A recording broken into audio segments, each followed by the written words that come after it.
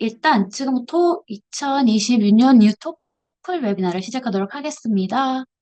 간단한 자기소개를 드리자면, 저는 이제 테스크라이트 콘텐츠 리드 기장이라고 합니다. 여러분이 테스크라이더를 사용하면서 보는 그 모든 시험 및 학습 콘텐츠, 채점 등을 담당하는 팀의 총괄하고 있습니다. 그리고 개인적인 어학과 이제 언어 시험 경험도 많아서 여러분의 마음을 잘 이해합니다. 그래서 오늘 뉴토플을 준비하는 데 있어서 최대한 자세히 도움을 드리고자 합니다. 그럼 시작합시다.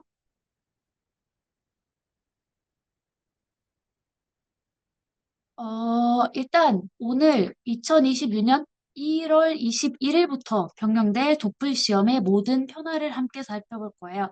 시험 구조의 변화, 섹션별 문항 유형, 그리고 점수 재개와 채점 기준까지 하나씩 설명드릴게요. 여러분이 이 변화를 불안하게 느끼지 않고 전략적으로 준비할 수 있도록 돕는 것이 오늘의 목표입니다. 일단 달라진 사항을 요약하자면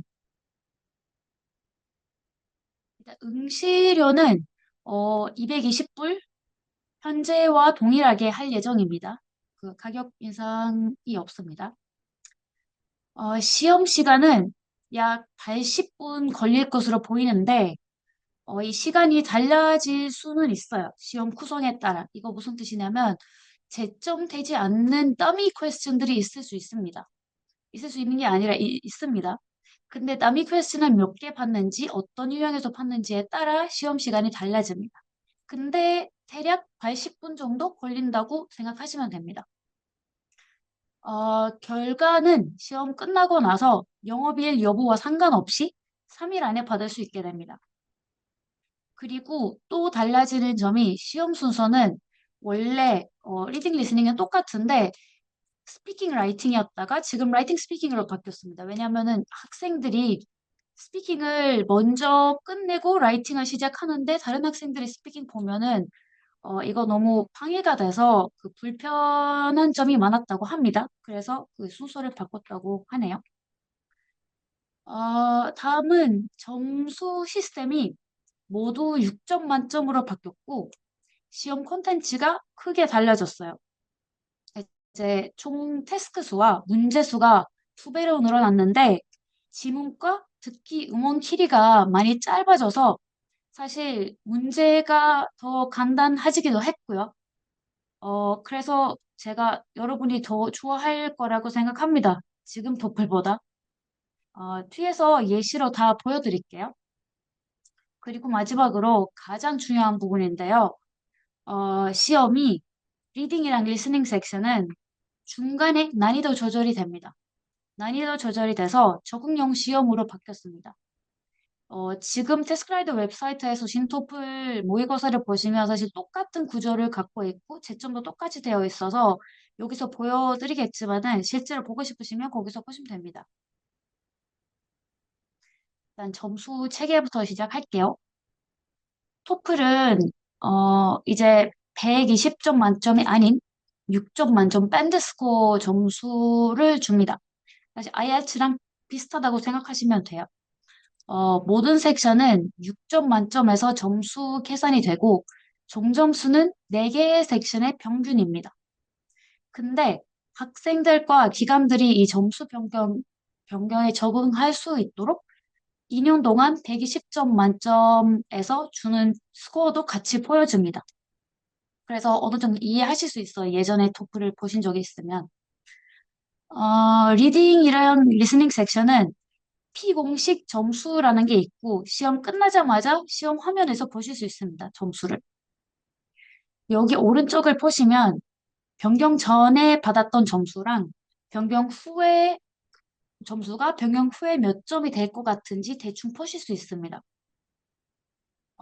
이제 학교랑 기관들에서 대부분 CEFR 레벨이라는 곳을 바탕으로 영어 수준을 정하는데 학교에서 C1 레벨 이상 필요라고 하면은 5점 이상 받아야 한다는 뜻입니다. 그래서 IELTS 점수를 요구할 때도 C1, C2 레벨이라고 하면, IELTS 7점? 그럼 토플에서는 5점이네? 뭐 이렇게 생각하시면 됩니다. 이제 새로운 시험 구조를 보겠습니다. 여기부터 좀 복잡해지는데요. 시험은 리딩, 리스닝, 라이팅, 스피킹 순으로 진행되고요. 리딩이랑 리스닝 섹션은 스테이지 1 다음에 스테이지 2로 이어집니다. 스테이지 1에서는 모두가 비슷한 난이도를 갖고 있고 스테이지 1이 끝났을 때 그 결과에 따라 스테이지 2에서 어퍼 레벨을 받으실 건지 로어 레벨을 받으실 건지 그때 정해져요. 여기서 중요한 것은 스테이지 2에서 나오는 문제 유형과 개수는 정해져 있어서 본인이 어퍼 레벨을 받았는지 로어 레벨을 받았는지 알 수 있어요. 또 이건 또 자세한 얘기를 뒤에서 하겠습니다. 또 중요한 부분은 더미 태스크들인데 이 문제들은 ETS에서 연구 목적으로 추가한 문제들이고 점수에 영향을 절대 미치지 않습니다. 리딩이랑 리스닝 중에 한 섹션에서만 나올 거고요. 그 리딩에서 나오면 리스닝에서 안 나옵니다. 그리고 리딩 섹션을 볼 때 문제 수가 총 부시는 문제 수가 스테이지 1에서 21개 이상이면은 더미 문제를 받았다는 건 알 수 있습니다. 더미 문제가 없으면 무조건 20문제입니다. 리딩도 리스닝도. 이거는 뒤에서 다시 설명드리겠습니다. 그리고 여기서 또 중요한 부분은 스테이지 2에서 로버 레벨을 받게 되면은 그 섹션에서 더 이상 만점을 받을 수 없습니다. 최대 섹션 점수는 약 4점이나 4.5점이라고 생각하시면 됩니다.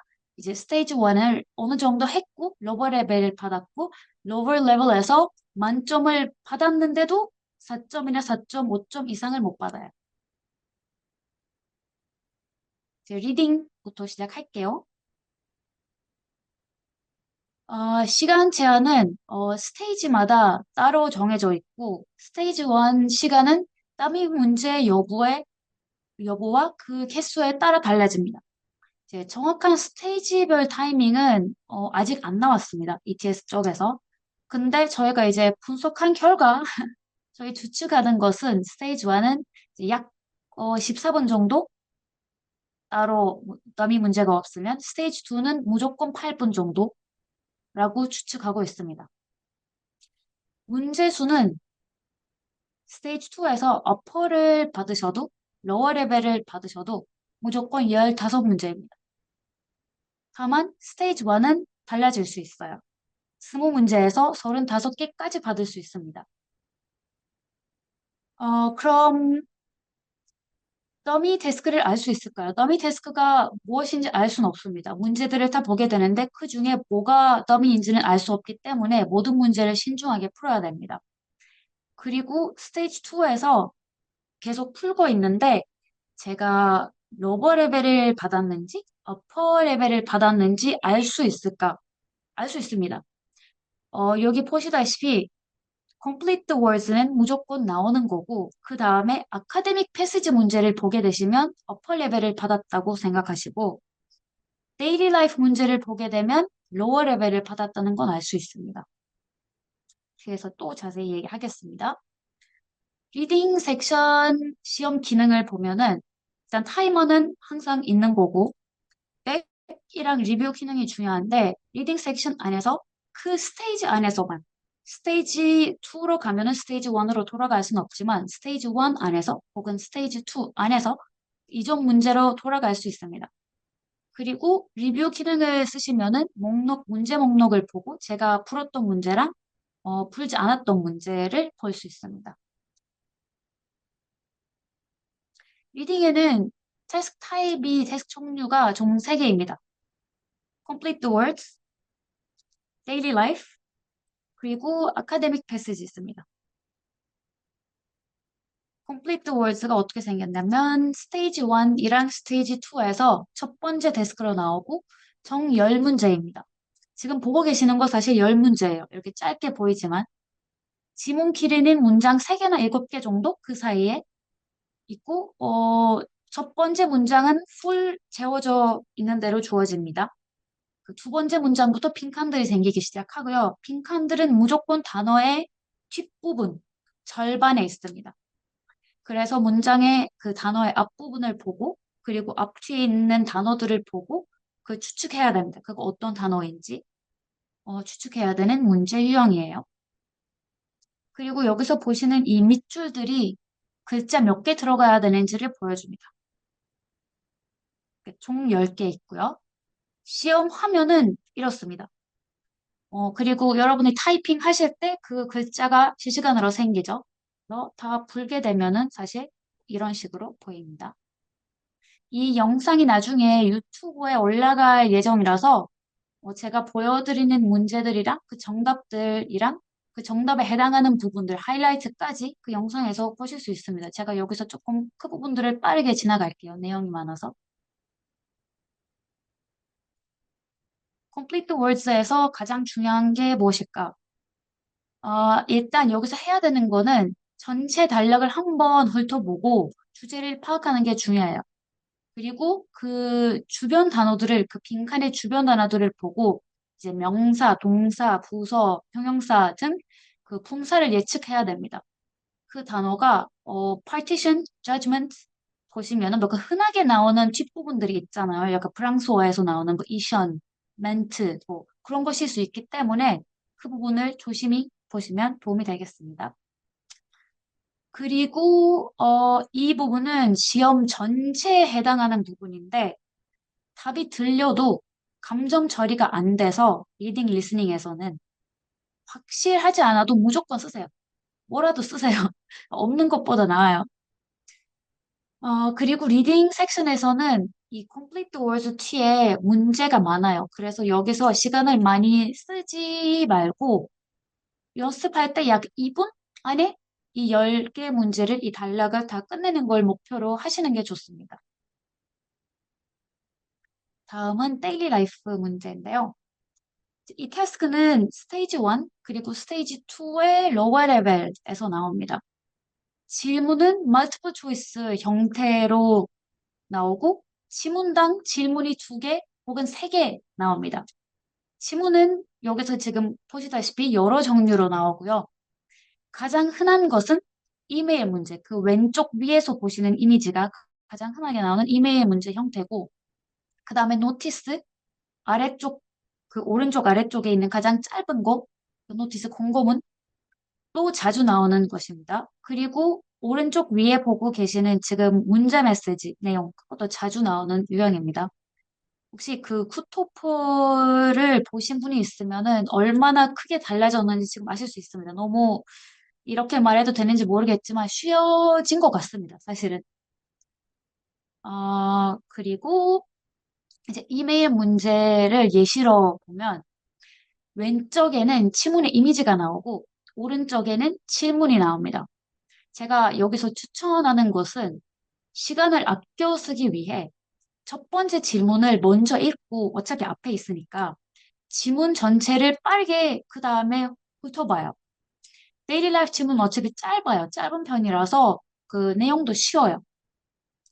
지문 전체를 대략적으로 보지 않고 일단 답만 찾으면 오답 유도 선택지들이 있어요. 그런 것들을 고르게 될 수 있습니다. 그래서 답을 꼭 확인하세요. 그 답하고 나서 다시 지문으로 가서 제가 한 답이 맞는지 앞뒤를 한 번 더 확인해 보세요.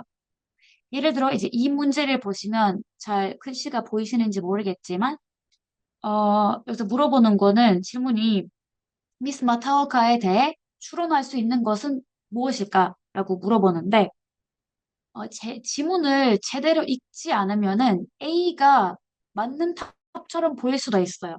왜냐하면 health inspection이라는 내용이 나오고 이메일 맨 앞에도 뭐 health inspection was performed, 뭐 완료됐다라는 맥락이 있죠. 그런데 자세히 보시면은 어, 정답은 D입니다. 여기 다 읽어보시면은 이제 인스펙션이 끝났으니까 식당을 열어도 된다. 그래서 그런 내용을 보면 마타오카 씨가 그 식당의 그 사장님인 것을 알 수 있습니다. 그래서 그 정답처럼 보이는 것도 나중에 한번 확인하시는 걸 추천드립니다. 날짜 같은 세부 정보들이 이메일 문제에서 자주 나오는 것 중에 하나입니다. 왜냐면 이메일 내용에서는 무슨 그 예약 확인 혹은 취소 그런 내용들이 나올 수 있고 거기에 날짜들이 여러 가지 나올 수 있습니다. 그래서 이거는 날짜가 나오면 무조건 확인하셔야 돼요. 보시면 또 다른 흔한 문제 유형이 목적 문제인데요. 뭐 why did 누구누구 mention 뭐뭐라는 스타일이고 이제 특정 사람의 말이나 행동의 의도를 물어보는 거죠. 다음은 그 문자 메시지 유형인데요. 단톡방의 메시지 내용이 시간과 같이 나옵니다. 이런 문제에서. 여기서도 똑같이 세부 정보와 의도를 물어보는 문제들이 자주 나타납니다. 이렇게 좀 빠르게 지나갈 건데, 이제 특정 사람의 메시지 내용에 대해 물어보는 경우가 많은데, 다른 사람의 메시지와 헷갈릴 수 있어서 꼭 확인하세요. 이름, 그리고 그 시간까지 나올 때가 있어요. 질문에서. 시간까지 확인해 주시고, 여기서 나오는 것처럼. 어, 오늘 보여드릴 마지막 데일리 라이프 종류는 노티스인데요. 그, 애드버타이즈먼트나 다른 것들을 뭐다 보여드릴 순 없고, 노티스는 보통 짧은 편이고, 가장 자주 나오는 문제들이 공고문의 목적을 물어보는 문제입니다. What's the main purpose of the notice? 이 공고문이 알려주는 게 뭐냐? 물어보는 질문들이고, 그리고 세부 정보를 물어보는 문제들도 있습니다. 아까 말씀드린 포인트에 추가로 시간 사용에 대해 추천드리자면, 문제 2개 있는 데스크는 최대 2분 30초, 문제 3개 있는 지문 데스크는 3분 안에 푸는 것을 추천드립니다. 지문 길이에 따라 1, 2분 안에 그 지문을 이제 좀 긴 편일 수도 있고 짧은 편일 수도 있는데 지문 자체를 1, 2분 안에 읽어보시고 질문 하나에 대략 20초 정도 쓰시면 될 것 같습니다. 다음은 아카데믹 패스지인데요. 이거는 사실 쿠토프를 알고 계시는 분이면은 거의 똑같습니다. 다만 길이 짧아졌고 문제 유형이 좀 더 적어졌습니다. 이거는 스테이지 1에 나오고 스테이지 1에서 어플 레벨 받으시면 보시게 될 건데 문제는 그 패스지당 5개 나오고 이것도 멀티플 초이스 문제입니다. 그리고 여기서 아직 미공개 문제 유형 하나 있는데 이거 어떻게 생겼는지 아직 저희도 모르고 나오면은 빨리 데스크 라이더 웹사이트에서 업데이트 하도록 하겠습니다.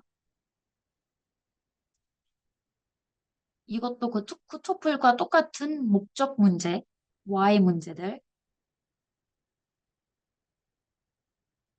상세 정보 문제. 이거 좀 느리게 가는 이유가 나중에 유튜브에서 보시면 포즈하고 풀어보실 수 있게 이렇게 합니다. 추론 문제,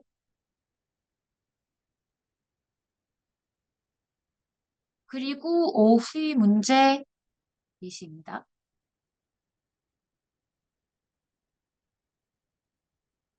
아카데믹 패스지를 어떻게 해야 되냐면, 아카데믹 패스지는 지문이 길기 때문에 처음부터 전체를 읽으려고 하지 마세요. 모든 패스지를.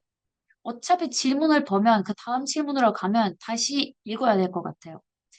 그래서 먼저 지문의 주제와 흐름을 빠르게 파악하고 제목, 첫 문단, 그리고 각 문단의 첫 문장을 빠르게 일단 읽어보세요.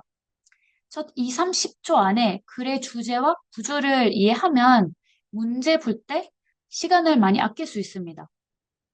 그 다음에 문제 유형이 뭔지 보고 어떤 부분을 얼마나 깊이 읽어야 되는지 파악하면 좋습니다. 예를 들어, vocabulary, 그 어휘 문제 같은 경우에서는 대부분 그 단어가 항상 하이라이트 되어 있어서 대부분 그 하이라이트 된 단어가 속하는 문장만 읽으면 되는 거고 아니면 그 앞뒤에 뭐 짧게 읽으면 되는 거예요. 그 문제 하나 때문에 길게 읽을 필요 없습니다. 그리고 뭐 상세 정보 같은 경우도 비슷하고 그 앞뒤 문장 뭐 두세 개 정도 읽으면 되는 거고, organization 문제에서는 뭐 투 단락의 내용 파악만 하시면 됩니다. 뭐 다 디테일하게 읽을 필요는 없어요. 그리고 그 외의 문제에서는 질문에 나오는 키워드를 지문에서 찾아서 관련 부분만 집중해서 읽으시면 됩니다. 마지막으로 아카데믹 패스지의 문제 5개를 5분에서 6분 안에 푸는 것을 추천합니다. 더 오래 걸리면 다른 문제 유형들에 영향을 줄 수 있고, 다음은 리스닝 섹션입니다. 리스닝 섹션은 따로 섹션 시간 제한이 없지만 타 불면 땀이 없을 때 18분 정도 걸리고 땀이가 있으면 29분 정도 걸립니다. 문제 수는 스테이지 2가 일단 리딩이랑 마찬가지로 무조건 15문제이고 스테이지 1은 원래 20문제지만 더미가 나오면 32개까지 질문이 나올 수 있습니다. 리스닝 섹션에서 또 어퍼를 받았는지 로어를 받았는지 알려면은 제가 아카데믹 톨 문제를 받았는지 혹은 밑에서 애나운스먼트를 받았는지 보시면 됩니다. 애나운스먼트 나오면 로어 레벨을 받으신 거예요. 리스닝에서 질문마다 시간 제한이 있어서 따로 섹션 타이머는 없고 질문마다 타이머가 따로 있습니다. 그리고 여기서 이제 볼륨 조절할 수 있지만 이종 문제로 돌아갈 수 있는 백 기능 그리고 문제 먹는 걸 볼 수 있는 리뷰 기능이 없습니다. 리스닝 섹션의 문제 유형이 4가지인데요. Listen and choose a response, conversation, announcement, 그리고 academic talk이에요. 이 중에 conversation이랑 academic talk은 푸 토플에 있는 거랑 아주 비슷합니다. Listen and choose a response. Listen and choose a response는 스테이지 1이랑 2에서 항상 첫 번째 문제로 나옵니다. 그리고 무조건 나옵니다. 스테이지 1에서 따미 문제가 없으면 8문제, 따미가 있으면은 플러스 2개, 그래, 혹은 뭐 플러스 4개까지 나올 수 있고, 스테이지 2에서 어퍼 레벨을 받으시면 이 문제 3개만 푸시고, 로어 레벨을 받으셨으면 더 많이 7개를 보게 될 겁니다. 유형은 multiple choice 문제인데, 주어지는 응답 시간은 20초입니다. 상대방의, 상대방의 질문이나 발화를 듣고 응답해야 되는 스타일의 질문이에요. 예를 들어, 질문이 문 닫는 시간을 물어보는 거면 답이 간접적일 수도 있고 직접적일 수도 있습니다. 여기서 간접적인 응답이 나오는데 이미 늦었다, 이미 문을 닫았다는 뜻으로 이런 식으로 나올 수 있고요. 혹은 실제로 시간을 알려지는 직접적인 답안일 수도 있어요. 또 다른 문제 스타일인데, 질문의 형태가 아닌 스타일의 오디오를 듣게 될 수도 있습니다. 그러면은 이것의 반응으로 할 수 있는 거, 가장 자연스러운 반응이 뭘까? 그걸 생각해야 되는데, 여기서 보면은 그 참가자가 많았다. 왜냐면 광고를 많이 돌렸기 때문이다. 뭐 그런 식의 반응, 상황에 맞는 것을 고르시면 되고요. 리슨 앤 추즈는 조심해야 되는 부분이 몇 개 있는데, 일단 한국어로 발음이 비슷한 단어들이 좀 있어요. 이걸 조심해야 되고, 이걸 바탕으로 문제를 만들 때도 있어요. 저희도 그렇게 하고요. 예를 들어, 커피랑 커피, 이렇게 커피, 카피 같은 단어들, 한국어를 하면은. 그리고 질문 형태의 문제라면, 물어보는 정보가 어떤 것인지 잘 들으세요. 다른 선택지도 비슷한 맥락일 수 있는데 다른 정보를 주시는 경우가 많아요. 그리고 마지막으로 어, 긴 음성을 들을 때 어려움을 느끼시는 분이라면 이 짧은 Listen and Choose a Response 문제들을 최대한 잘 맞추도록 하세요. 뒤에서 더 긴 내용들이 나오니까 여기 많이 연습하시는 게 좋을 것 같습니다. 다음은 Conversation이고요. 컨버세이션은 사실 푸토플에 나오는 컨버세이션이랑 조금 비슷한데 가장 큰 차이가 짧아진 거예요. 길이가. 이 태스크가 일단 오디오당 문제 두 개만 있고 스테이지 1이랑 스테이지 2에서 두 번째 데스크로 무조건 나옵니다. 로어를 받든 어퍼를 받든 무조건 봐요. 스테이지 1에서 이제 더미가 있는 경우 없는 경우를 여기서 보시면 되고 대화의 길이는 약 20초라서 아주 짧은 편이에요. 그리고 오디오가 끝나고 질문당 응답 시간이 20초로 주어집니다. 왼쪽은 이제 그 오디오의 내용이고요. 이 여기에 있는 그 예시처럼 질문에는 세부 정보를 물어보는 질문이 자주 나타납니다. 답은 이렇고. 또 학생이 왜 슬픈지, 기쁜지, 걱정해 하는지 등을 물어보는 질문들도 자주 나옵니다.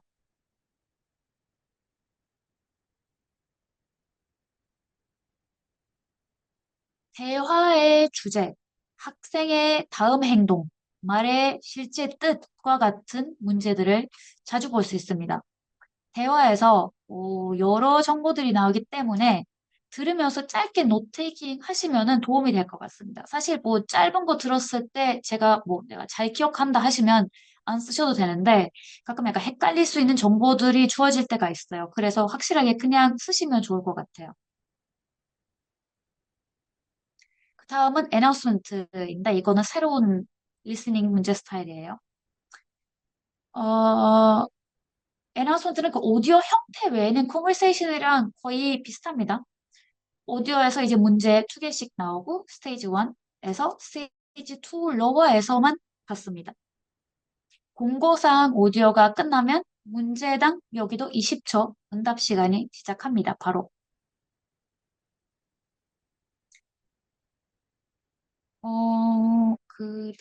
맞아요. 그리고 그 애나운스먼트를 받으셨으면은 무조건 스테이지 2에서 러버 레벨을 받았다는 거 알 수 있고요. 가장 자주 나오는 문제들이 공고의 주제를 물어보는 문제예요. What's the main topic of the announcement? 로 가장 자주 나와요. 보통은 맨 앞부분에서 답이 있고, 그리고 또 여기 세부 정보를 물어보는 문제들이 많습니다. 디테일 문제죠.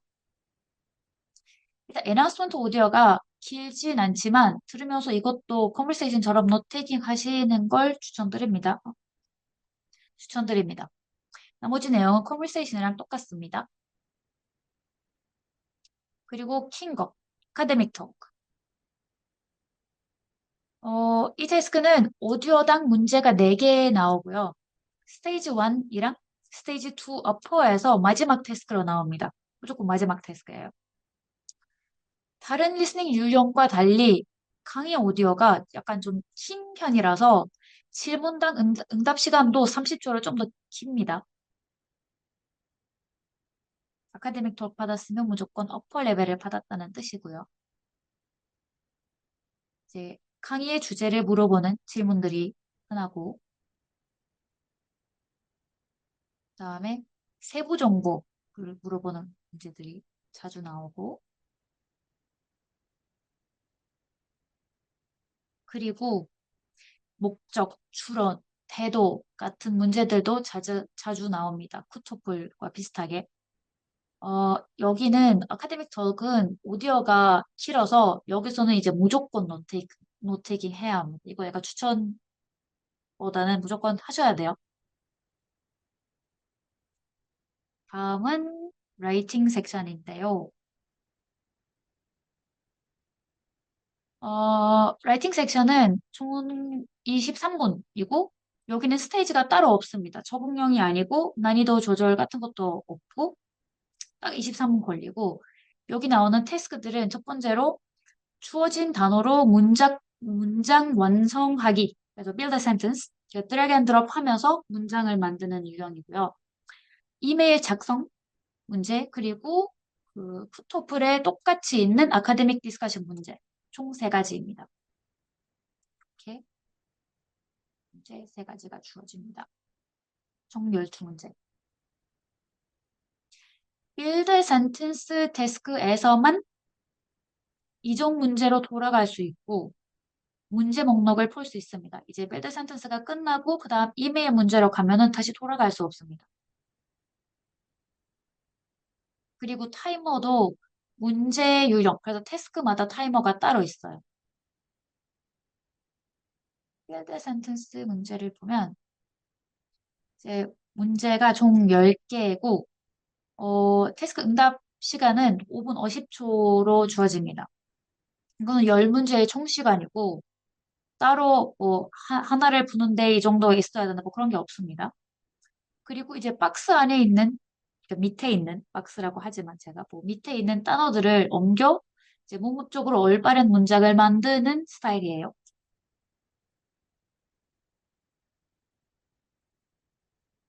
어, 이제 모든 단어를 써야 하나요? 어떤 문제는 안 쓰이는 단어가 한두 개 정도 있을 수 있습니다. 근데 다 써야 하는 문제들이 더 있고요. 그래서 그 무조건 그렇다 아니다가 할 수 없고. 그리고 이 문장에서 단어 하나만 들리면 오답 처리가 되나요? 네, 맞습니다. 모든 단어를 잘 맞춰야 정답 처리가 되고요. 뭐 1점이라고 생각하시면 됩니다. 그렇진 않지만. 이렇게 나오고요.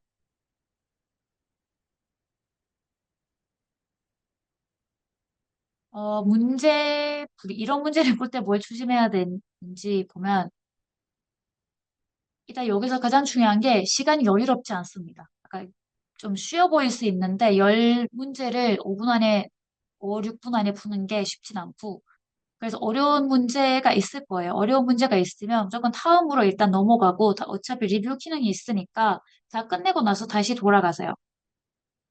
그리고 여기서 먼저 누가 무엇을 하고 언제 하고 그런 정보들을 문장 안에서 찾으세요. 이거는 도움이 될 겁니다.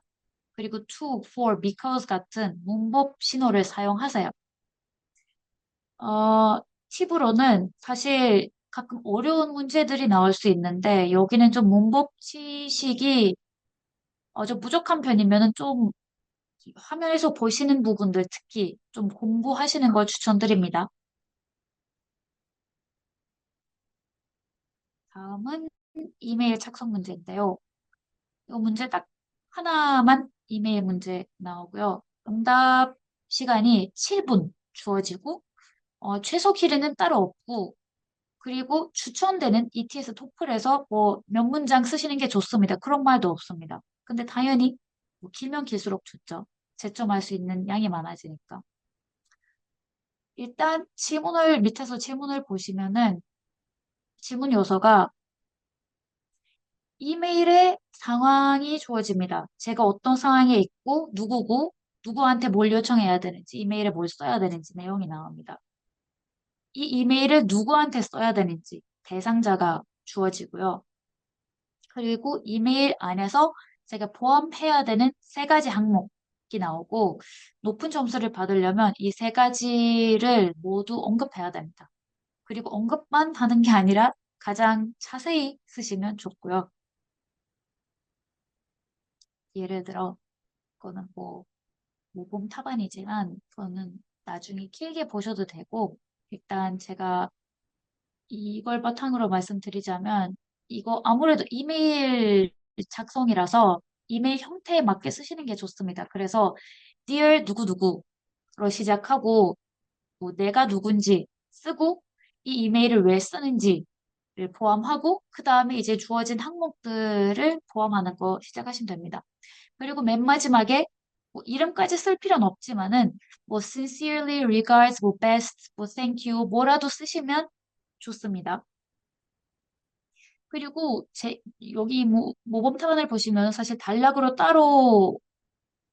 따로 있지만은 꼭 이렇게 안 하셔도 됩니다. 완전 한 단락으로 쓰셔도 만점을 받을 수 있습니다. 뭐 ETS 쪽에서 공유한 내용을 보시면은 그렇게 만점을 받은 예시들도 있어요. 아, 그리고 한 가지 제가 여기서 추가로 말씀드리고 싶은 거는 추천 사항인데, 어, 좀 창의적으로 쓰세요. 주어진 상황만 쓰지 말고 그 설명을 할 때 막 약간 생각하고 생각나는 대로 쓰세요. 거기 있는 것만 써야 되는 건 아니고 제가 그 내용을 해도 되니까 키면 길수록 채점할 거 많아지고 점수 높아질 가능성이 더 많습니다. 그리고 여기서 보시는 스타일을 쓰시면 되고 Dear 누구누구 I'm writing to ask about 뭐뭐 thank you sincerely 이런 스타일들을 쓸 수 있고 자주 이메일 대상자로 나타나는 사람들은 이제 친구, 교수님, 뭐 공무원, 뭐 우체국에서 일하시는 뭐 그런 분들이 자주 나타나요. 아, 아까 말한 것처럼 문단 구성에 시간을 절대 쓰지 마세요. 그냥 그 대문자로 시작해야 되는 거고 그러니까 문장들만 구분할 수 있으면 됩니다. 단락을 따로 안 보셔도 됩니다. 보시면 좋지만. 아, 여기서 가장 도움이 될 수 있는 거는 사실 AI 툴을 사용해서 이메일 작성 연습을 하세요. 그리고 지금 테스클라이드 웹사이트에 점쌓기도 있고 글라이디도 있어요. 옆에서 뭐 실시간으로 챗봇으로 도와주는 것도 있어서 일단 시험 보고 답변을 쓰고 거기서 어떻게 고쳐지는지 한번 보세요. 그 보통 거기에 패턴이 있을 거예요. 왜냐면 제가 이메일 쓰는 패턴이 있기 때문에 제가 들리는 패턴도 똑같을 거예요. 계속 거기서 고쳐주는 게 이걸 사용해서 점수가 높아지는 방향으로 좀 연습을 하시면 도움이 될 것 같습니다. 아카데믹 디스커션. 아카데믹 디스커션은 코토플에 있는 내용이랑 똑같아요. 근데 이제 여러분 중에 몇 명이 현재 토플을 알고 계시는지 제가 몰라서 간단하게 설명드릴게요. 그래도. 문제 하나만 나오고 응답 시간은 10분이고요. 최소 길이 여기서 주어집니다. 100단어 이상이어야 되고요. 근데 100단어는 사실 짧은 편입니다. 좀 더 길게 쓰시는 게 좋습니다. 온라인 수업 토론 게시판 형태이고요. 여기서 이제 교수가 질문을 던져요. 그리고 맥락이 있어요. 그 질문에. 그 다음에 이 게시판에 학생 두 명이 댓글을 달아요. 제가 교수님의 질문을 보고 학생들의 댓글을 보고 모두 포함해서 저의 답변을 써야 돼요. 저의 의견을. 교수님의 질문에 대해 제가 어떻게 생각하는지. 보통 어떻게 되냐면 그 학생 한 명이 A라고 하면은 두 번째 학생이 B라고 해요. 그래서 의견이 다를 거예요. 그래서 제가 그 툴 중에 하나를 이제 동의하고 하나를 반대하는 상황이 될 거예요. 그런 상황이 됐을 때 무조건 그 학생들의 답안에서 짧은 부분이라도 언급하세요. 뭐 엔리케가 말한 것처럼 아니면 뭐 헬레나가 이렇게 말했지만 뭐 제가 뭐 덧붙이면 뭐 이런 부분이 부족한 것 같았다. 뭐 그런 식으로 무조건 언급하고 그 위에 추가하세요. 본인 내용을. 그래서 처음에 시작할 때는 항상 나의 입장 너무 명확하게 써야 돼요. 여기는 추론할 수 있는 스타일로 이렇게 길게 팬시하게 쓰려고 하지 마시고 왜냐면 보통 어떻게 되냐면 팬시하게 쓰려고 해서 명확하지가 않아요. 약간 여기에 포인트가 뭔지 놓쳐져요. 문장이 너무 길어지고 이거 무슨 말인지 모르겠고 그래서 그 아주 명확하게 쓰세요. In my opinion 이렇다 이렇다 아니면 I agree because 어쩌고 저쩌고 이렇게 명확하게 첫 문장에서 쓰고 그 다음에 이제 다른 학생 입장을 언급하고 그 다음에 제가 이렇게 생각하는 이유 뭐 제가 엘레나랑 agree 하는데 왜냐하면 이런 이유 때문에 저도 이렇게 생각한다. 엔리케가 뭐 좋은 부분을 언급했는데 제가 생각했을 때 뭐 이런 부분이 또 있는 것 같다. 그래서 제 생각은 좀 다르다. 이런 식으로 쓰시고요. 맨 마지막에는 다시 요약할 필요는 없습니다. 맨 첫 번째 문장에서 명확하게 쓰신 거면은 나의 입장을 마지막에서 그렇게 할 필요는 없습니다. 그래서 아까 제가 다 말씀드린 것 같지만은 교수의 질문이 먼저 뭔지 그걸 파악하고 이 주제에 대해 저의 입장을 정하세요. 여기서 제가 너무 간절하게 추천드리고 싶은 부분이, 어, 학생들이 이제 이걸 탑하려고 할 때 자주 어려워하시는 부분, 그리고 낮은 점수를 받은 이유 중에 하나인 것 같은데, 실제로 자기 입장을 쓰려고 해요. 그럴 필요 없습니다. 어차피 정답이랑 오답이랑 그런 게 없고, 저희가 여러분의 실제 생각을 모르기 때문에, 실제로 제가 생각하는 걸 쓰는 것보다 더 많이 쓸 수 있는 걸 고르세요. 예를 들어, 제가, 이 agree 하는지 disagree 하는지 모르는 거예요. 제가 agree 하는 질문이 나왔는데, agree 하면은 이유가 안 나와요. 생각이 안 나와요. 그러면 오히려 disagree 해요. disagree 하고 더 길게 쓰세요. 훨씬 더 도움이 될 겁니다. 이거는 스피킹도 마찬가지예요. 사람들이 보통 이제 말하다가 더 이상 내용이 안 나오는 이유가 그거예요. 제가 어차피 자연스럽게 제 의견이 이거니까 이유를 생각하지 못하는 거예요. 아카데믹 디스커션도 이메일이랑 마찬가지로 그 챗봇 쓰시면 도움이 됩니다. 어차피 저희 지금 데스크라이드 채점기도 실제 ETS 도플 채점 방식이랑 똑같이 돌아가고 있고, 그리고 그 여러분의 그 답변들을 바탕으로 학습된 거라서 점수가 실제 토플이랑 비슷할 겁니다. 스피킹 섹션. 스피킹 섹션은 많이 짧아졌고, 8분이에요. 사실 섹션이 짧아진 것보다 문제들이 짧아진 거예요. 적응력 스테이지 없어요. 여기도 스테이지 하나밖에 없고, 문제 유형이 총 두 개예요. Listen and repeat, 그리고 인터뷰 문제. Listen and repeat, 인터뷰. Listen and repeat를 보면, 문제가 7개가 나와요. 어, 일단 앞으로 들을 문장의 맥락을 듣고 이거 디렉션이 나와요. 디렉션 페이지가. 디렉션 페이지에서 제가 좀 이따가 들을 7개 문장의 맥락을 알려주고 그 맥락을 도와주는 이미지를 보여줘요. 그리고 문장 하나 들려줄 때마다 이미지 안에 다른 부분이 표시돼요. 좀 이따가 보여드릴게요. 그리고 밑에서 이렇게. 그리고 이제 밑에서 타이머가 시작할 거예요. 각 문장은 단 한 번만 들을 수 있어요. 그래서 잘 들으셔야 돼요. 쓰려고 하지 마세요. 여기는 절대로 노트 테이킹 하려고 하지 마세요. 왜냐면 처음에 8초 나오는 문제는 아마도 쓸 수 있다고 쳐도 마지막에 12초짜리 문제는 길어져요. 또 길어지기 때문에 다 쓸 순 없고요. 그냥 듣고 기억하려고 하세요. 가능하면은 그룹핑 하면서 들은 내용을 기억하려고 하세요. 그리고 여기서 말한 것처럼 퀘스천 1이랑 2는 8초짜리 퀘스천이고 3, 4, 5은 10초짜리 그리고 마지막 2 문제 6, 7은 12초짜리 문제들입니다. 각 문장은 5점 만점에서 채점됩니다. 따로따로 채점이 돼요. 일리스나 리피트 태스크가 하나로 채점되는 게 아니고 그리고 또 더 긴 문장은 청점수에서 비중이 더 큽니다. 이것도 기억하셔야 돼요. 그래서 퀘스천 1을 맞추는 거랑 퀘스천 6, 7을 맞추는 거랑 다릅니다. 효과가. 이거는 이제 시험 환경이고요. 아까 디렉션 페이지를 보셨을 때 하이라이트가 없었죠? 이미지에는. 여기서 이제 하이라이트가 나와요. 그리고 이제 listen and repeat only once라고 하고 그 하이라이트가 문제마다 하이라이트 된 부분이 달라지지만 제가 예시로 여기 한 세트를 넣었습니다. 보시다시피 문제들이 계속 길어져요.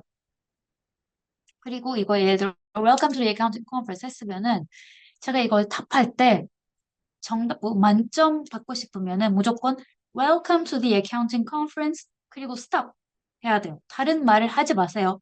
두 번도 하지 마세요. 잘 명확히 했으면은 두 번 하시면은 감점될 가능성이 있습니다. 그래서 한 번만 하고 멈추세요. 어떤 부분을 틀렸으면은 예를 들어 welcome to accounting이라는 단어를 틀렸으면 딱 거기서 멈추고 고치고 이어가세요. Welcome to the accounting conference. 이어가세요. 만점을 받을 수 없는데 4점을 받을 수 있습니다. 그리고 또 다른 부분을 보면은 네, 한 단어를 아까 말한 것처럼 한 단어를 들렸더라도 그 자리에서 바로 수정후 끝까지 말하세요. 노트태킹을 하지 마시고 그리고 이 문장은 오답 정답 처리가 아니라서 만점을 못 받아도 가능한 뭐 최대한 말을 하세요. 비슷하게. 여기서 중요한 부분 중에 하나가 어 들은 내용을 이제 단어랑 어순이랑 발음이랑 다 이걸 포함해서 정확하게 반복해야 합니다. 다만 발음이 미국식 발음 혹은 영국식 발음 제가 원어민처럼 들려야 된다 그런 게 없습니다. 원어민처럼 들리지 않는다고 해서 감점이 안 되고요. 들은 사람이 아 이거 한국 사람이구나 라는 거 들을 수 있어도 돼요. 상관없어요.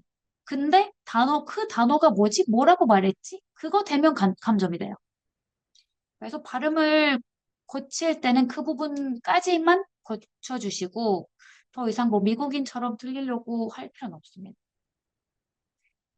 아까 제가 노테킹 하지 말고 기억하시라고 할 때 추천드리는 거는 단어보다 의미에 집중해서 들으세요.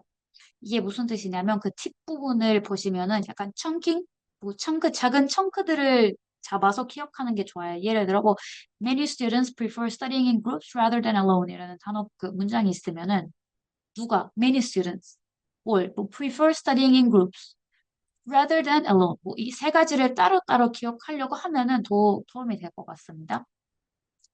그리고 여기 이제 학습 뭐 공부하려고 하실 때 섀도잉 연습이 가장 도움이 됩니다. 이제 짧은 영어 음성을 듣고 중지하고 그다음에 바로 따라하는 걸 연습하세요. 다음은 인터뷰 문제인데요. 여기는 이제 오픈엔드드 퀘스천입니다. 문제가 총 4개 있고요. 준비 시간은 따로 없습니다. 이거 가장 달라지는 것 중에 가장 큰 것입니다. 원래 쿠토플에서 질문을 듣고 제가 프리퍼레이션 타임 준비할 시간을 주고 제가 생각 정리를 하고 노트 테이킹까지 하는 거였는데 이제는 질문을 제가 듣고 질문이 끝나자마자 타이머가 시작해요. 그래서 바로 말해야 됩니다. 질문이 어떤 식으로 나왔냐면 원래 텍스트로 나왔으면은 지금 그 영상으로 보게 됩니다. 그 앞에는 이제 virtual 인터뷰 같은 느낌이고 그 AI 영상이 나올 거예요. 그래서 이걸 정확히 듣고 끝나자마자 시작을 해야 합니다. 각 문제는 여기서도 5점 만점에서 채점이 되고요. 답변에 어떤 내용이 있어야 되냐면 개인의 의견, 나의 의견, 그리고 경험을 말하는 형식이에요. 문제마다 총점수의 비중이 동일합니다. 그래서 마지막 문제가 뭐 퀘스천 1보다 더 큰 비중을 갖고 있지는 않습니다. 다만 보통은 사실 퀘스천 1이 좀 더 간단한 내용이긴 해요. 그래서 첫 번째 문제들을 더 잘 하시면 뒤에서 여유가 생깁니다. 뒤에서 약간 말할 때 어려워 하실 수도 있어요. 아, 그리고 답변 시간은 45초입니다. 여기는, 하나의 섹트 예시인데요. 이제 영상이 나오고, 이런 뭐, Thank you for speaking with me today. I'm conducting a study about 어쩌고 저쩌고로 시작해요, 항상. 그리고 이제 질문들을 던져요. 보통은 좀 더 간단한 질문, 제가 아까 말씀드린 것처럼, 뭐, How often do you usually eat at restaurants? 이라고 하고, 그 다음에는 조금 더 길거나 복잡한 내용이거나 제가 저의 의견을 정리해야 되는 질문들이 나와요. 예를 들어 Which style of mobile do you prefer? 나올 수 있고 agree, disagree 질문이 나올 거고 그리고 그 agree, disagree 질문이 나오면 무조건 why까지 포함해야 합니다. 그냥 제가 agree 하다 끝 하면은 거의 뭐 2점? 뭐 많이 받아봤자 2점 이상 못 받을 것 같아요. 마지막 질문은 조금 더 범위가 깊어지고 좀 더 많은 생각들을 정리해야 되는 질문인데 예를 들어 여기 예시를 보시면 What positive and negative effects? 이라고 물어봐요. 그 여기 어떤 현상이 있고 이 현상의 그 positive negative effect를 물어보는 거고 여기 예시를 보시면은 실제로 식당을 찾아가는 손님들이 줄어드는데 이것은 이제 장점, 단점들이 무엇이냐? 하나씩 example 요청하는 거죠. 여기서는 어떤 식으로 답을 해야 하냐면요. 일단 긍정적인 효과 및 그 설명이요. 일단 첫 번째 문장은 제가 일부러 이거 추가했어요. 첫 번째 문장은 제 주장을 알려주는 것도 아니고, 뭐 크게 점수에 도움이 되는 것도 아니지만, 제가 이걸 왜 포함했냐면, 준비 시간이 없어요. 준비 시간이 없기 때문에 사실 앞에서 말 안 하고 생각 정리하셔도 되는데, 저는 개인적으로 뭐라도 말하면서 제 생각 정리하는 게 좋고, 그리고 뭐라도 말하면서 영어 실력을 보여줄 수 있잖아요. 그 내용이랑 직접적으로 관련이 없어도 듣는 사람이 알아요. 이 사람이 생각 정리 중이라는 거.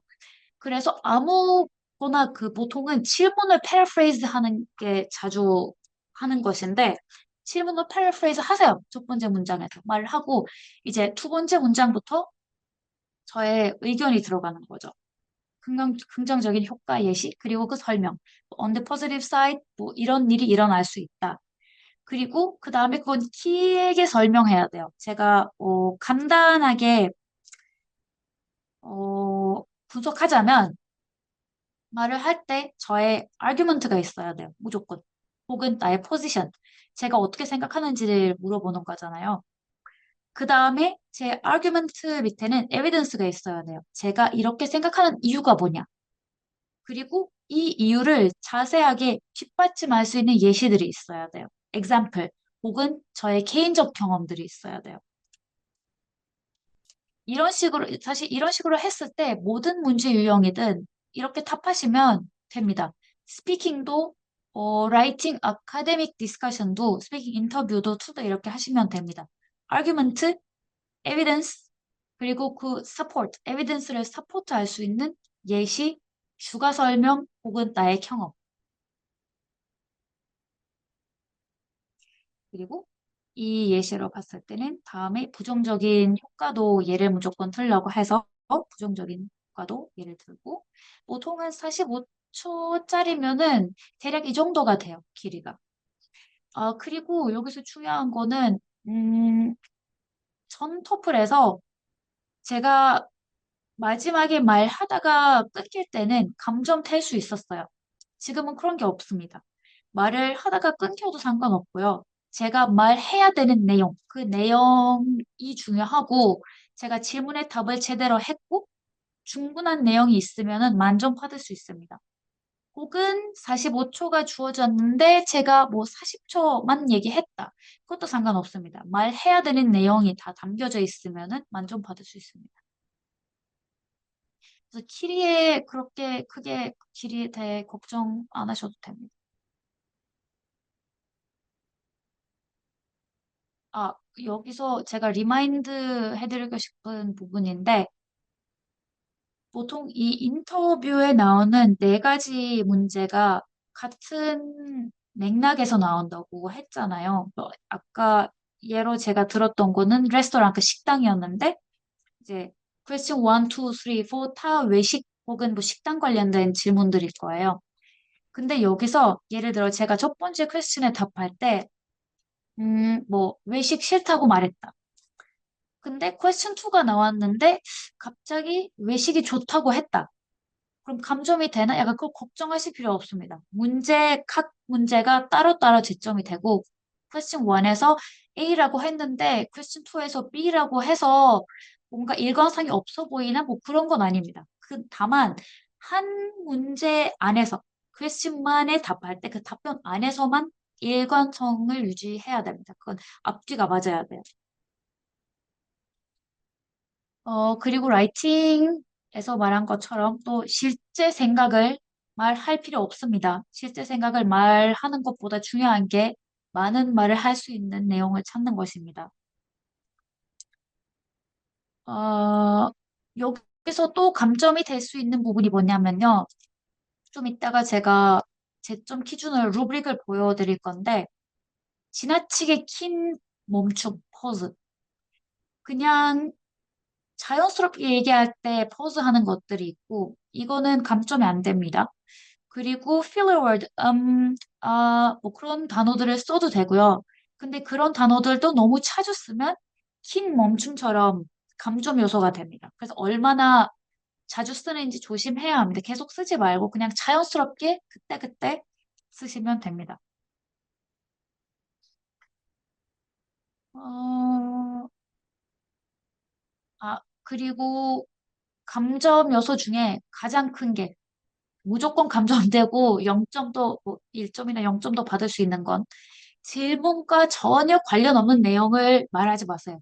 제가 영어를 너무너무 잘해서 뭐 말을 하고 싶은데 질문을 놓쳤다. 그래서 뭐 질문이 무슨 그 잘못 이해했다. 그럴 때는 제가 얼마나 길게 말을 해도 높은 점수를 못 받아요. 영어를 얼마나 잘해도 높은 점수를 못 받아요. 가장 중요한 게 질문을 이해하는 것입니다. 그리고 아까 말씀드린 것처럼 답하기 전에 몇 초 정도 생각하셔도 됩니다. 시간을 가지고. 이거는 사일런스로 목함점 요소가 안 됩니다. 주어진 시간을 무조건 활용하세요. 할 말이 없으면 뒤에서 뭐 정리하거나 또 하나라도 예시를 추가하거나 그렇게 하세요. 더 높은 점수를 받을 겁니다. 이제 채점 기준을 보여드릴게요, 제가. 여기는 너무 길게 디테일하게 안 들어갈 건데, 이거는 오피셜 토플 공식 루브릭이에요. 제가 이걸 바탕으로 한국어로 번역하고요. 다 나중에 읽으셔도 되는데, 여기서 중요한 게 뭐냐 하면, 채점 기준이 여기서 보시면 복잡해 보일 수 있어요. 근데 주로 이제 뭐 그린으로 그 초록색으로 보시는 부분, 뭐 나의 주장을 뒷받침하는 디테일이 얼마나 많이 있는지, 그리고 앞뒤가 맞는지, 일관성이 있는지 가장 중요하고요. 보시다시피 점수별로 있습니다. 얼마나 많이 말하는지가. 그 두 번째는 영어 문법을 얼마나 자연스럽고 다양하게 쓰는지. 한 가지 문법을 똑같이 반복해서 사용하시면 여기서 높은 점수를 못 받아요. 여러 가지 문장 형태를 사용하시는 게 좋고, 뭐, 또 simple sentence도 있어야 되고, 뭐, but, although, whenever, 뭐, however, 뭐, 그런 식으로 연결시켜도 좋고, 가능하면은, 뭐, 자연스러운 idiom 같은 말들 아시는 게 있으면 쓰셔도 되고, 근데 한 가지가, 유저 답변들 중에서 자주 듣게 되는 거는 어떤 이디엄들을 외우세요. 외우시는데 어떤 분들이 어, 질문이 뭔지랑 관련 없이 써요. 근데 맥락이랑 안 맞아요. 그래서 어색해요. 그래서 감점해야 돼요. 근데 오히려 그거 안 쓰면 감점할 필요는 없는데 썼으면은 맥락이랑 안 맞으면 감점을 할 수밖에 없어요. 그래서 확실한 이디엄이 아니라면 쓰지 마세요. 그리고 또 다른 중요한 기준이 뭐냐면 오류가 얼마나 많은지입니다. 근데 여기서 네, 마지막 오류가 얼마나 많은지 핑크색. 여기서 5점을 보시면 이메일에서 음, 거의 오류가 없음이라고 해요. 오류가 없음이라고 하진 않아요. 전혀 없음이라고 하지도 않고요. 있을 수 있어요.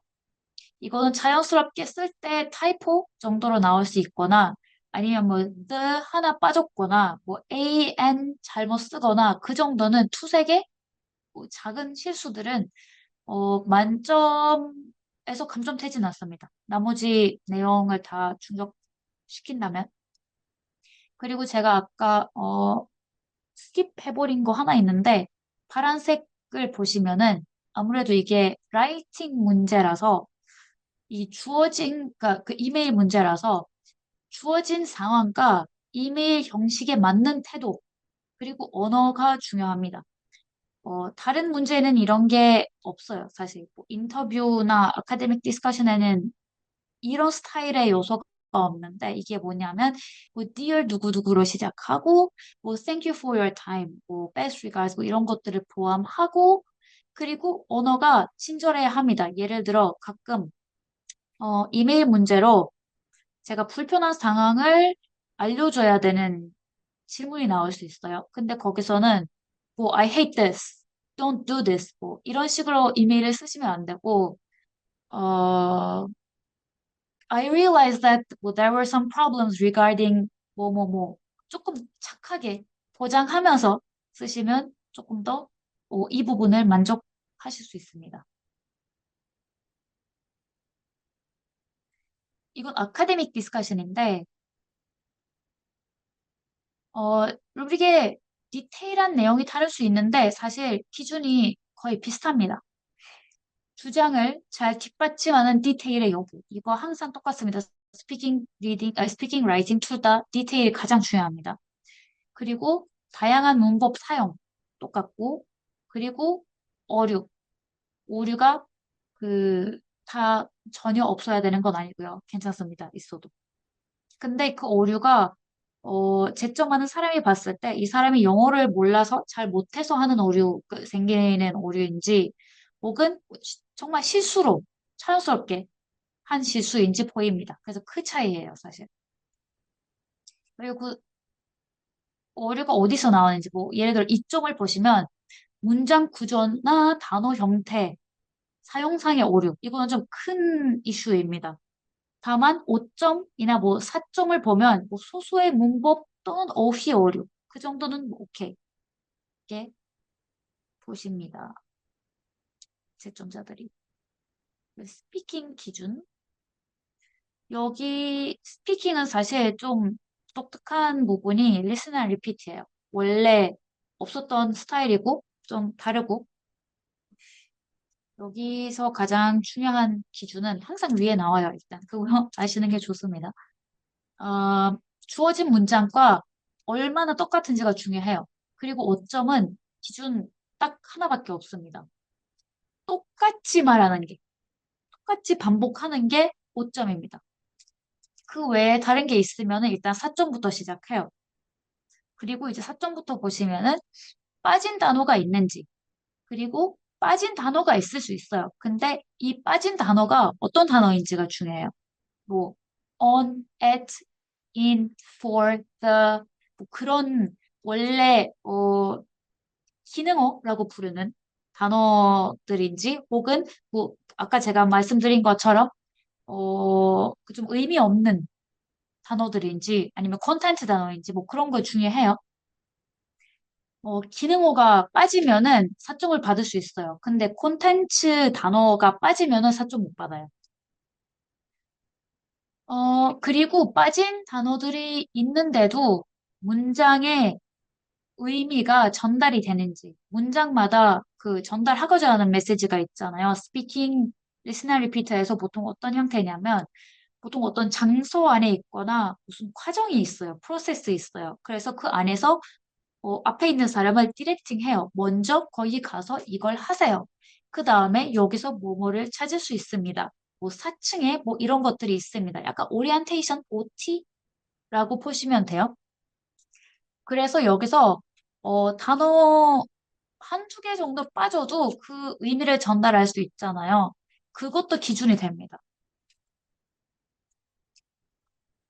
여기서 보시면 파란색을 내용어 하나가 빠지거나 유사어로 대체됨.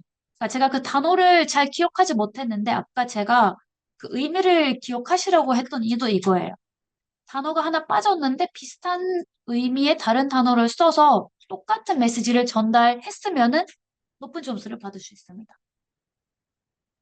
그리고 제가 항상 말하는 거는 미국식 발음이나 영국식 발음을 할 필요 없습니다. 하지 마세요. 그냥 그 말하는 단어가 잘 들리는지 안 들리는지만 중요합니다. 그냥 보이는 것처럼 발음 관련된 부분. 다음은 인터뷰인데요. 인터뷰 데스크가 사실 라이팅의 아카데믹 디스커션이랑 비슷합니다. 채점 기준이. 가장 중요한 거는 얼마나 디테일이 있는지, 길게 말하는지. 똑같아요, 내용이. 여기서 제가 보여드릴게요. 또 초록색은 또 디테일에 대한 내용이고, 그 다음에 그 자연스럽고 적절한 말하기 속도 유지, 스피킹의 좀 다른 부분이 이거예요. 페이스가 자연스러운지, 혹은 그 포즈 계속 하는지, 그거 중요합니다. 그리고 리듬, 발음이 명확한지, 리듬이 그 자연스러운지. 여기서 채점에서 감점 기준이 뭐냐 하면, 듣는 사람이 채점자가 한 번 더 들어야 되는지, 아니면 한 번으로 들리는지가 중요합니다. 예를 들어 제가 말을 했는데 제가 그거 이해하려면 뭐 두세 번 들어야 돼요. 오케이? 없는 걸로 처리하진 않아요. 근데 두세 번 들어야 되기 때문에 무조건 감점이 됩니다. 그래서 한 번에 들릴 발음을 찾아서 완벽한 발음이 아니라면은 그런 식으로 하시는 걸 추천합니다.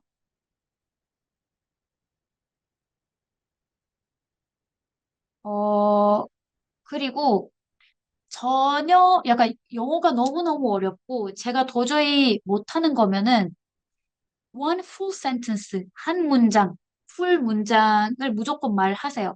풀 문장 하나라도 없으면 완전 점수가 너무너무 많이 깎아집니다. 그래서 그 질문을 paraphrase 해도 말을 하고 I agree 붙여요. 질문을 paraphrase 하면서 질문을 그대로 말하시면은 그것도 거의 점수를 못 받아요.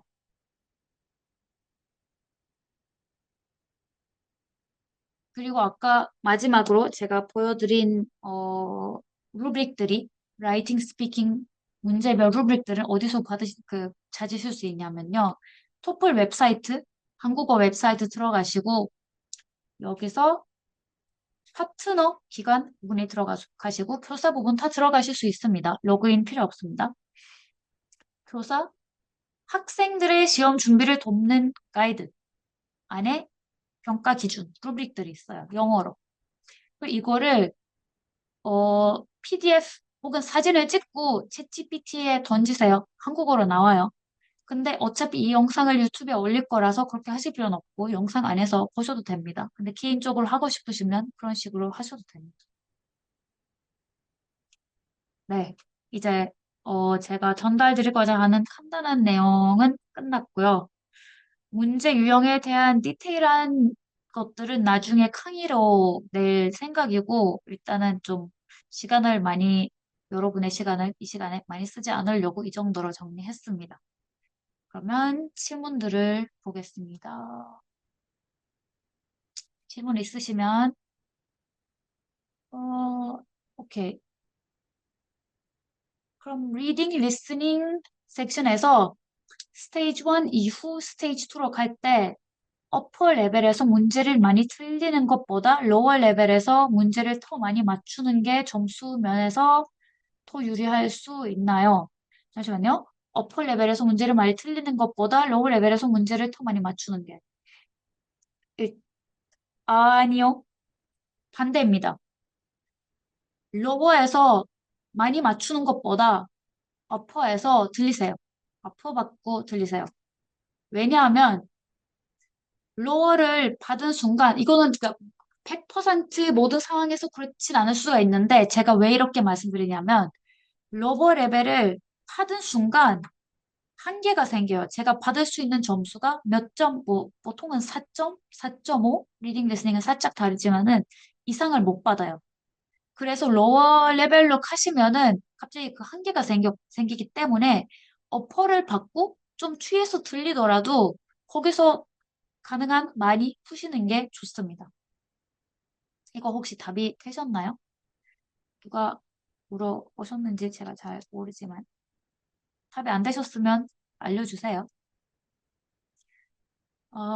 성적표 벽이 시 스토플 점수가 앞에서 보여주신 구간으로 나오는 건지 아니면 그 전과 똑같이 나오는 건지 잠시만요.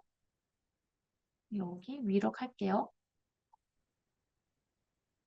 말씀하시는 부분으로 가겠습니다. 여기 말씀이신 것 같은데, 잠시만요. 제가 채팅창을 열고 직접 볼게요. 여기서 혹시 어떤 부분을 말씀하시는 건가요? jump to the latest 하고, 이 질문을 하신 분이 도와주실 수 있으면은, 구간으로 나온다고 하면은, 쿠토플 점수가 120점 만점 안에서 나올 거예요. reading, listening, speaking, writing, 그리고 종점수가 예전이랑 똑같이 나올 거예요. 예를 들어, 뭐, reading 24점, listening 뭐 16점, 종점수 몇 점으로 나오고, 신토플 점수가 나올 거예요. 똑같이. 3점, 4점, 5점, 6점. 그런 식으로 나옵니다. 혹시 제가 뭐, 빠진 부분이면 알려주세요. 라이팅의 빌드 센텐스는 부분 점수가 있나요? 이거 너무 논의된 부분인데, 가장 업데이트된 정보로 ETS 쪽에서는 없습니다. 왜냐하면 거기서 문장 하나를 만들어야 되는데 단어 하나가 빠지면 그 문장이 안 되니까 부분 점수가 없고요. 어, 다 맞춰야 정답 처리가 됩니다. 아, 네, 답변이 그래서 다행이네요. 예를 들어 45초의 답변 시간이 주어지는데 반 정도의 시간만 사용해서 답하고 나머지 반을 아무것도 말하지 않으면 많이 감점되나요? 여기는 거기서 사일런스가 있어서 감점이 되는 게 아니라 반 정도만 쓰시게 되면은 아무래도 20초 정도 말을 한다고 치면은 내용이 많지는 않습니다. 그래서 채점자가 채점할 수 있는 재료가 없습니다, 사실은. 그래서 그것 때문에 디테일이 부족하다는 걸로 감점될 수 있어요. 뭐, I agree라고 했고, why do I agree because 뭐, 예를 들어, 어, 트레인으로, 기차로 여행하는 게 좋냐, 비행기로 여행하는 게 좋냐. 어떤 사람들은 기차가 비행기보다 뭐, 좋다고 생각한다. 너는 어떻게 생각하냐라는 질문이에요. 그래서 어떤 사람들이라고 하니까 제가 I agree that 뭐, trains are better than airplanes 이라고 해요. 이거는 저의 아규멘트죠. 어, 이유로 I'm afraid of airplanes. 뭐, airplanes might crash and you can die, but if the train crashes, you may maybe not die. 뭐, 이렇게 말하면은 이거 에비던스 되고요. 그 다음에는 상세 내용으로 들어가야 돼요. 뭐, 예를 들어, 제가 작년에 뉴스를 봤는데, 이런 것이 있었고, 그래서 제가 이 내용을 보고 나서 좀, 뭐, 두려움이 생겼어요. 그래서 제가 이렇게 생각합니다. 아무래도 이 말까지 하고 에비던스 두 개? 에비던스 두 개에다가 서포트까지 붙이려면은 최소 30초가 필요하실 것 같아서 디테일이 좀 부족할 거예요. 그래서 감점될 거예요. 근데 말을 많이, 뭐, 사일런스가 길어서 감점되는 건 아니에요. 그리고 코토플에서 유창성 발음 같은 게 매우 중요했는데 이번에는 아닌 건가요? 그리고 인터뷰 문제는 AI가 채점하는 게 아니라 사람이 채점하는 건가요? 사실 ETS도 AI로 채점을 하는데 사람으로 일단 채점 학습을 한다고 합니다. 저희랑 똑같은 방식으로. 사람들이 채점을 하고 AI를 학습시키고 AI가 채점을 합니다. 근데 토플에서 이런 부분도 있죠. 그 이레이터를 쓰고 뭐 사람이랑 같이 AI 채점을 한다고 합니다. 아무래도 그렇게 하는 거겠죠? 그리고 아시다시피 토플에서 제가 받은 점수에 제가 납득이 안 되면은 다시 점수를 최저점 요청을 할 수 있습니다. 그때는 무조건 사람이 합니다. 유창성 발음 같은 게 매우 중요했는데 이번에는 아닌 건가요? 부분에 답변을 드리자면은 중요해요. 유창성 발음이 중요한데 이 발음이 어, 원어민 발음보다 잘 들리는지 제가 하는 말을 이 단어가 이 커피인가? 커피인가? 그걸 헷갈리면 안 돼요. 그거 헷갈리지 않은 한 만점을 받을 수 있어요. 그거는 크게 상관없습니다. 뭐 채점할 때, 토플 쪽에서 가끔, 뭐, 강사들에게 저에게 답변들을 학습시킬 때는 답변들을 들려줄 때가 있어요. 그때는 뭐 아시다시피 조금 더 액센트가 강한 나라들이 있어요. 사실 한국도 뭐 어느 정도 강한 편이긴 하지만 뭐 아시아 쪽은 좀 강할 때도 있고 아프리카 쪽도 들으면 들려요. 특히 프랑스 같은 나라도 무조건 들려요. 근데 말하는 내용이 완벽하면은 만점입니다. 이 사람 무조건 프랑스 사람이네. 발음이 좀 이상한데? 라고 해도 이거는 감점이 안 됩니다. 뭐 이상한 게 중요하진 않아요. 뭐 다른 게 중요하지 않아요. 틀리냐 안 들리냐가 중요합니다, 단어가. 어, 스피킹만 사람이 먼저 하는 건가요? 그 채점 말씀이신 건가요? 이거는 스피킹, 라이팅 둘 다 그럴 거예요. 근데 ETS 쪽에서 정확히 어떤 과정으로 하는지는 확실하진 않은데 그런 식으로 추측해요. 왜냐면 보통 AI 학습이란 게 그런 방식으로 하는 거라서 아무래도 그렇게 하는 거 아닐까 싶어요. 네. 유튜브 어디에 올라가나요? 유튜브 어디에 올라가는지 좀 이따가 그님 알려주시겠죠? 아니면 여기 붙이거나 여러분에게 메시지로 드리거나 올리면은 링크를 드릴게요. 저희 웹사이트에도 무조건 배너로 맨 위에다가 올리고요. 여기 보실 수 있고, 네, 공식 채널에 올라가게 된답니다. 따로 제가 혹시 답을 못 드린 게 있나요? 어, 네. 잠시만요. 부터볼에서 있으면은 혹시 위 올리신 분이 제가 답 못 드린 게 있으면 밑에 다시 붙여주실 수 있으실까요? 똑같이 복붙? 제가 가장 많이 찾으려고 했는데 많이 흘러가 버려서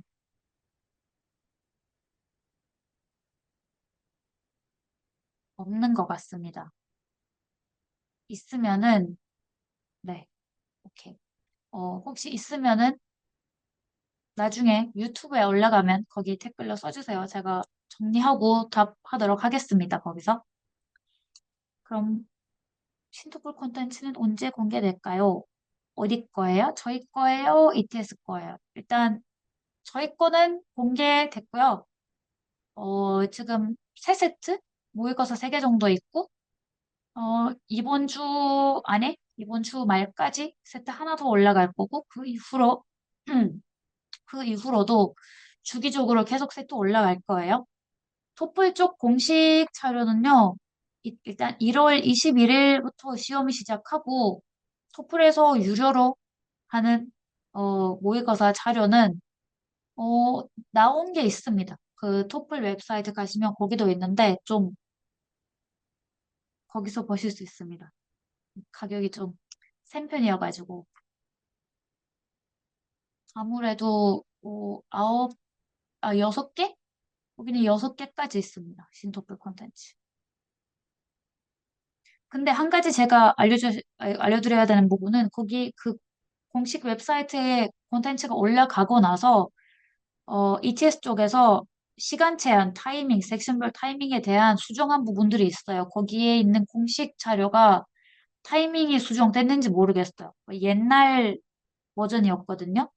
아무래도 공식 자료를 보시려면 좀 더 기다리셔야 될 수도 있고 아니면 저희는 보통 제가 그 ETS 쪽에서 새로운 뉴스가 들어오면 저희 웹사이트에서 며칠 안에 무조건 그걸 반영하도록 하니까 저희 웹사이트에서 보시는 게 더 안전하지 않을까 싶어요, 사실은.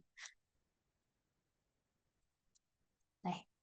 그러면 또 추가 질문이 없으시면은 오늘은 여기까지 하고요. 어, 추가적인 내용은 말씀드린 것처럼 강의 내용으로 좀 더 있다가 웹사이트에서 보실 수 있을 겁니다. 그럼 감사합니다. 수고하셨습니다.